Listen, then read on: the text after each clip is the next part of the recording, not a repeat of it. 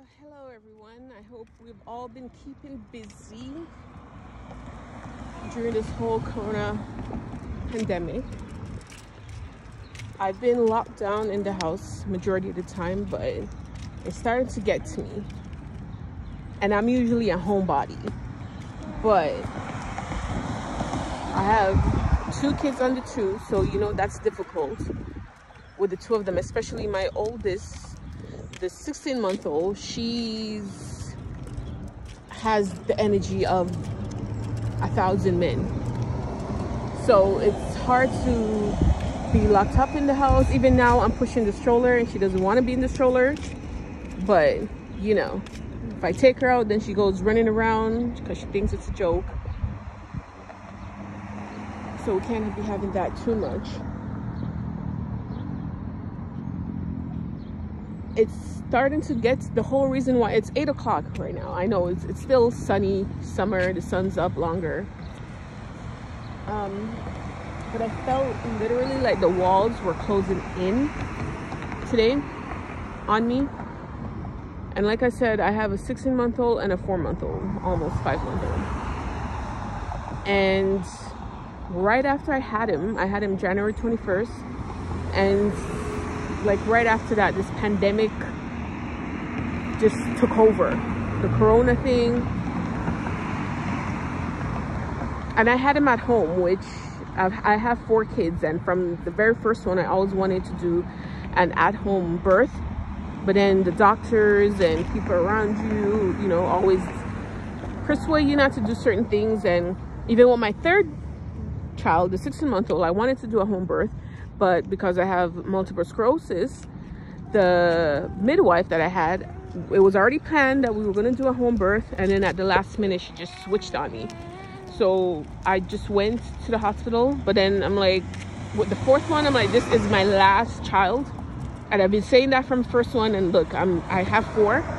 I'm like, I'm going to have my home birth, and that's exactly what happened. The last, I have, like I said, I have 4. You know, I'm repeating myself. The first one is 18, my second one is 13, then I have a 16-month-old and then a 4-month-old. The last 2 I did not have meds. I did not take meds, and I made sure 3 of them were in hospital. With the 3rd one, I made sure I labored at home for as long as possible before I went to the hospital, because I was afraid that I would give in and decided to get the epidural, which I didn't want. So, and even though I cried for it, it came to the point where it was too late for me to get it, and I didn't end up getting it, which I was thankful for, because after the baby comes out, it's like the pain is just, you're like, what pain? So I'm glad that I didn't go that route. But the whole purpose of me making this video today, my friends have always been, oh, you should make a YouTube channel. I've also said that to myself, which I've had this channel now for a few years. I've posted some videos about 7 years ago. They're on private now. And then I never really followed up with it, which is my problem. I lose interest in things very easily. Like, I go in with a passion, and then after a while, when it's not brand new anymore, it gets dull. And that's what I find with work as well. I'm on maternity leave right now, so I have until October to go back to my current job. When I first started it, it was challenging, it was exciting, I put my all into it. But then as soon as I got used to the routine and all the duties and the functions of my job, I got bored after, and every day just became a repetitive task, and it's like, ugh. So currently, while I'm on maternity leave, I'm making use of the time. I'm looking for a new role, and I'm a licensed paralegal. And I love that kind of work. I also did social work for a while, and the 2 kind of go hand in hand if you think about it, with the whole, you know, legal background and social work, a lot of those clients end up being in a position sometimes where they come in contact with the criminal justice system, unfortunately. So, like I was saying, I love the role of being a paralegal, but it's very costly to maintain. Every year there's the licensing fee, the insurance fee, which at first I did not know about that because the schools don't tell you that initially. Maybe now they do, but when I started, I didn't know about that until towards the end. I didn't realize that I also would have to write a licensing exam after I did 2 years of school before I can get, certified. And right now I'm still paying on student loans, and I'm really not making that much money from being a paralegal. I've had some of my own clients because I can practice on my own, so most of my clients have come that way. The role that I'm currently in is with property management, which, like I said, initially I love, but at this point I think I'm being tired of being in an office for 8 hours a day, sometimes 9, and my brain is just, I need something that's more stimulating, more exciting, something that maybe I could get a little bit of a difference. And that's what I like about being a paralegal, being in the courtroom, because even though it's the same, you might go to the same courtroom, same courthouse every day or week to week, each client's situation is, no matter how similar, they're very unique. So I know there are other people out there that feel the way I feel. I've considered going back to school, which I don't think at this point I'm going to do, because at the end of the day you end up with a huge student debt that you have to pay back, and you don't find the job that pays you the amount that you want to be paid or deserve to be paid. I've also looked into, starting my own business. Healthcare is a sector that you will always need people. The population is aging, will always need help. Me myself one day might get to that age where I need someone to bathe me, feed me, because with my multiple sclerosis, which that's something that I haven't been taking it as seriously as I should, because I haven't been on medication for years, and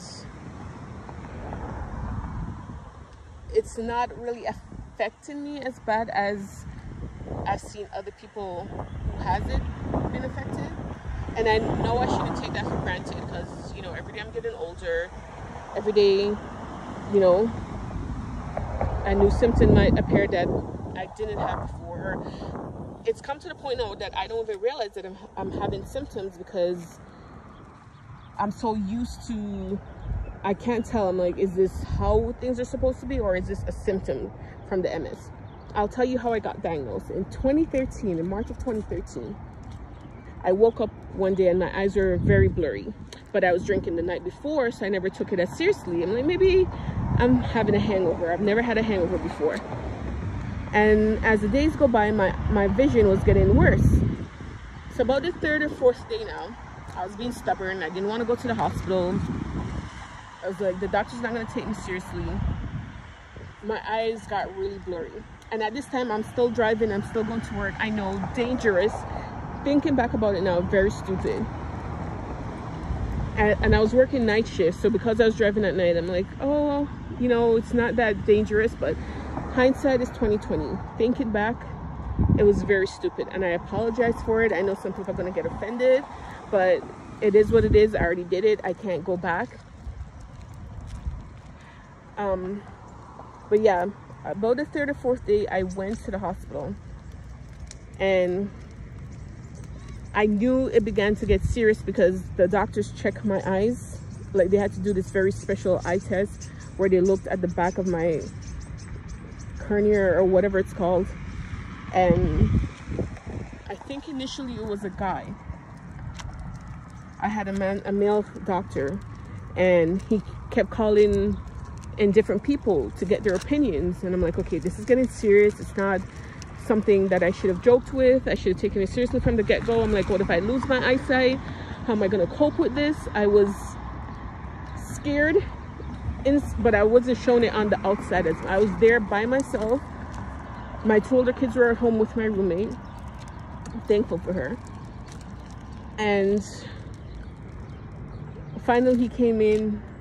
He's saying, we think you might have multiple sclerosis, but we're not sure. There's another test that we need to have done. If I release you tonight, it might take a few months for you to get a follow-up. So what I'm going to do is keep you in the hospital tonight, so the next day or even later that night I can get the test done. It was an MRI. So I stayed in the hospital that night.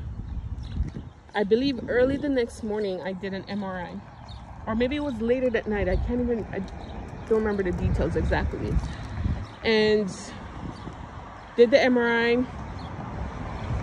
Finally they came in, they're like, okay, yes, we're 100% sure you have MS, and in order to fix your vision, you're gonna need to do steroid treatments. So I had to go back to the hospital for 3 days after that. So each day I went, I took what's that bag that with the drips or whatever. I had to do that 3 days. So I was sitting there for I think an hour or so each time, or however long it took for everything, the bag to empty into my body. And then slowly my vision started to come back, and I haven't really had a relapse since then. For the first year I was on a medication called, oh my gosh, I can't remember, Copaxone. Yes, I was on Copaxone for like a full year. I was taking the meds every day. I had to take the injections every day. I was giving the injections to myself, which is something I'm not really afraid of, because my grandmother had diabetes, and I had to, first she was on the pill, and then as it got worse she had to go to insulin, and I had to help her with the injections sometimes. So I was on it for a year, but then sometimes there would be lumps in my body if I didn't do it correctly or in the right spots, and I just couldn't do it anymore. So I'm like, you know what, whatever. For about 3 years or so, 2 or 3 years, I was going to see my neurologist, and I live about an hour away from where the doctor's office was. I live in Brampton. The office was downtown Toronto at St. Mike's Hospital. And finally I got tired. I'm like, you know what, I'm not doing this anymore. I can't be bothered. Every year I go do a brain scan to make sure there's no new lesions in my brain. And one year I went and there were new ones, and then the next year I went and they were healed, or they weren't. So sometimes I wonder, I'm like, do I really have MS? Was this a wrong diagnosis? And like I said, I haven't really been getting the symptoms as much. But I think this year I should really, considering everything that's going on with this whole corona, and speaking about the whole corona, I would be considered one of those high-risk people. I can't remember the term right now that's used, but I would be one of those people that would be easier to get in. So that's why I've been staying in the house majority of the time. But it's starting to get to me. My brain, it feels like I'm not using my brain. My brain power is just going to, you know, so I just had to come outside today, and I've been out here for almost 2 hours now, and honestly, I don't feel like going back in. My 13-year-old just called me, Mom, are you okay? And I'm like, yes. Why do you ask? Oh, because you've been gone from the house for a long time, which he knows. Unless I'm at work, I really don't go anywhere. So that was kind of, you know, but that's my story with how I was diagnosed with MS. Like I said, I haven't been taking it seriously as I should. I need to. I've tried dieting as well, because depending on the diet that you have, certain foods can cause flare-ups. But I don't know if there's anyone else out there that lives in the Brampton area that also suffers from MS. I would love to hear your feedback on what kind of meds you're currently on, what routine do you use, you know, what works best for you. I would love to hear your feedback. But yeah, I know I've jumped all over the place a lot. I haven't really stuck to one particular topic. I started off with work and the MS, but hopefully by the end of the year, when things are starting to go back to normal, I don't know what normal is anymore. Right now I don't even think I want to put my kids in daycare, because who knows what they might pick up. You know, you might be clean at home, but you don't know how another parent or another family, you know, so all of that has to be taken into consideration. So I might just hire someone to come to my home and take care of the kids there. My husband and I have spoken about that, but I don't really want anyone in my house like that. But we will see, because I'm trying to find a job that I can work at home, but so far I haven't been successful. Because even my current job, I did ask them. I left on maternity leave in October, which is fairly early to leave, you know, your job. Usually you leave, maybe if you're doing January, you'd leave December or even later in January, depending on when you were due. And I just couldn't hold out anymore. I was tired, I was aggravated. And I asked, could I work from home some of the days? And while my manager didn't have a problem with that, HR did. And then look how funny it is that this whole Corona thing came about, and a lot of people had to be working from home. So they have the flexibility to let me work from home, but they don't want to. So I don't know what's going to happen with that, but hopefully I find. And another thing, I work in downtown Toronto, which is a long commute. I spend a lot of time in traffic. But yeah, enough of my rambling on. I'm going to try and be more consistent with my topics, with this channel, and hopefully build a good channel where we can talk about different topics, different things. I would like for, you know, anyone who's watching this video, if you can put certain things in the description box, you know, about things you'd like to hear about. I'm even open with trying new recipes, because even with the whole Corona thing, one positive, extreme positive, is I've been cooking. I cook every day now. Maybe not so much on weekends, but during the week for sure I cook every day. I hate leftovers, so I don't like leftovers. That's why I cook every day. And because my husband needs food for work and stuff like that. So I've been cooking a lot more. I've been trying out new recipes. So any new recipe that's out there, as long as it's not pork related, I would love to try it. So if you want to, you know, tell me something and I'll make videos making it, or if there's a topic that you'd like to hear discussed. And I'm sorry about the noise, because I'm outside on the streets, and you know, it just came to me to just record and just talk, which I've been doing. So any suggestions, any new topics, any new whatever it is, I would love to hear your feedback. Even experienced YouTubers, give me suggestions about what I could do to make my channel better. You know, there's space out here for all of us. So yes, I would love to hear your feedback. Thank you guys for listening.